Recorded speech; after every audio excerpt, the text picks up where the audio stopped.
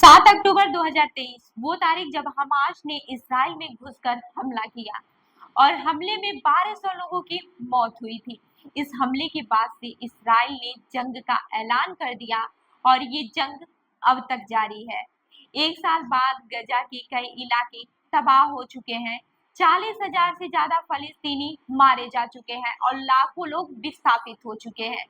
इस एक साल के भीतर हमास के भी कुछ प्रमुख नेता मारे गए हैं। इस लिस्ट में हालिया इस्राएली हमले में मारे गए याहिया सिनवार से लेकर इस्माइल हनिया जैसे हमास के शीर्ष नेता भी शामिल हैं। लेकिन इससे पहले हमास के प्रमुख नेता कौन थे और उनकी मौत कैसे हुई, यह भी जान लेते हैं। याहिया सिनवार, 7 अक्टूबर को जो हमला हुआ था, याहिया सिनवार उस हमले के पीछे प्रमुख चेहरा थे।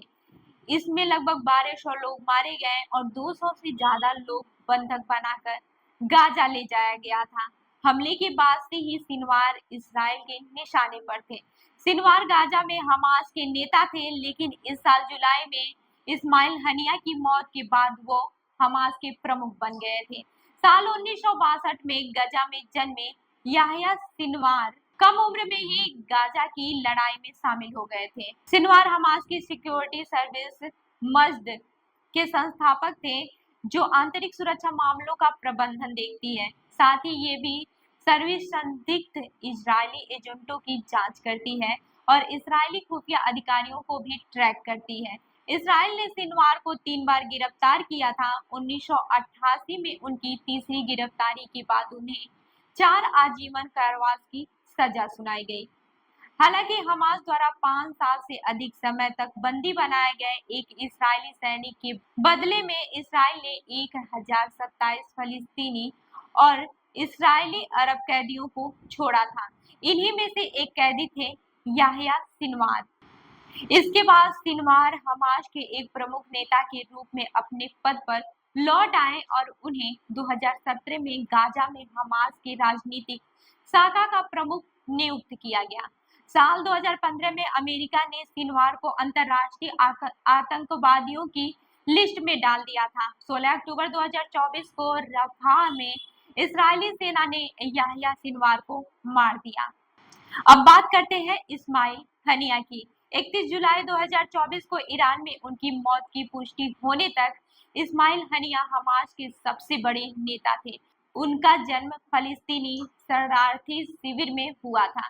इस्राएल ने उन्हें 1989 में 3 साल के लिए कैद कर लिया था। इसके बाद से उन्हें हमास के कई नेताओं के साथ मार्ज और जुहूर निर्वासित कर दिया गया था। यह इस्राएल और लेबनान के बीच एक नो मीन्स लैंड है। वहां हनिया 1 साल तक रहे। निर्वासन पूरा होने के बाद वो गाजा लौट आए। उन्हें 1997 में हमास आंदोलन के अत्याधुनिक नेता शेख अहमद याशीन के कार्यकाल का प्रमुख नियुक्त किया गया। इससे उनकी हैसियत बढ़ गई। हमास ने 16 फरवरी 2006 को उन्हें फलस्तीनी प्राधिकरण का प्रधानमंत्री नामित किया था। उन्हें उसी साल 20 फरवरी को नियुक्त भी कर दिया गया, लेकिन 1 साल बाद ही फलस्तीनी नेशनल अथॉरिटी के प्रमुख महमूद अब्बास ने उन्हें उनके पद से बर्खास्त कर दिया। हनिया ने अपनी बर्खास्तगी को असंवैधानिक बताते हुए खारिज कर दिया था। उनका कहना था कि उनकी सरकार अपने कर्तव्यों को जारी रखेगी और फलस्तीनी लोगों के प्रति अपनी जिम्मेदारी को नहीं छोड़ेगी। उन्हें साल 2017 में हमास के राजनीतिक शाखा का प्रमुख चुना गया था। 2018 में अमेरिका विदेश विभाग ने हनिया को आतंकवाद घोषित किया था। पिछले कई सालों से इस्माइल हनिया कतर में रह रहे थे। अब बात करते हैं महमूद जहार की। हमास आंदोलन की स्थापना के 6 महीने बाद ही महमूद जहार को इस्राएल ने हिरासत में ले लिया था। जहार का जन्म 1945 में गाजा में हुआ था। उनके पिता फलस्तीनी और मां मिस्र की रहने वाली थी। उनका बचपन मिस्र के इस्माइलिया शहर में बीता। उनकी प्राथमिक, मिडिल और माध्यमिक शिक्षा गाजा में हुई। उन्होंने काहिरा के एन शम्स विश्वविद्यालय से 1971 में जनरल मेडिसिन में स्नातक की डिग्री ली। इसके बाद से 1976 में उन्हें जनरल सर्जरी में पीजी किया। उन्होंने गाजा और खान के एक अस्पताल में डॉक्टर के रूप में काम किया। उन्होंने वहां तब तक काम किया जब तक कि इस्राएल ने उन्हें उनकी राजनीतिक गतिविधियों की वजह से बर्खास्त नहीं कर दिया था। जहार को हमास के प्रमुख नेताओं में से एक गिना जाता है। उन्हें हमास आंदोलन के राजनीतिक नेतृत्व का सदस्य माना जाता है। हमास की स्थापना के 6 महीने बाद ही 1988 में महमूद जहार को इजरायली जेल में 6 महीने तक रखा गया था। इसराइल ने उन्हें 1992 में अन्य नेताओं के साथ मार्च और जुहूर निर्वासित कर दिया था। वहां 1 साल तक रहे।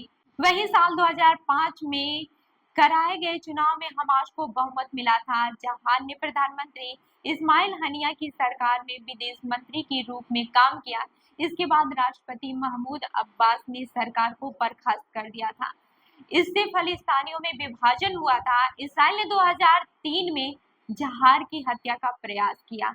एक F-16 विमान ने गाजा शहर के पास रीमल में जहार एक F-16 विमान में गाजा शहर के पास रीमल में जहार के पास घर पर बम गिरा दिया था। कहा जाता है कि यह बम 5 क्विंटल का था। इस हमले में उन्हें मामूली चोटें आई थी, लेकिन उनके बड़े बेटे खालिद की मौत हो गई थी। उनके दूसरे बेटे होशाम की गजा के पूर्वी इलाके में 15 जनवरी 2008 को इजरायली सेना की कार्रवाई में मौत हो गई थी। इस हमले में हमास समेत 18 लोगों की मौत हुई थी। हमास भी कासिम ब्रिगेड के सदस्य थे। जहां ने बौद्धिक, राजनीतिक और साहित्यिक रचनाएं की हैं। इसमें the problem of our contemporary society, एक पुरानी study, no place under the sun शामिल है। यह बिन्यामिन नेतन्याहू की एक किताब की प्रतिक्रिया में लिखी गई किताबें हैं। इसके अलावा उन्होंने ऑन द पेवमेंट के नाम से एक उपन्यास भी लिखा। तो इस खबर पर क्या है आपका कहना, हमें जरूर बताएं। तब तक के लिए जुड़े रहिए हमारे साथ, देखते रहिए जनदर्पण न्यूज। धन्यवाद।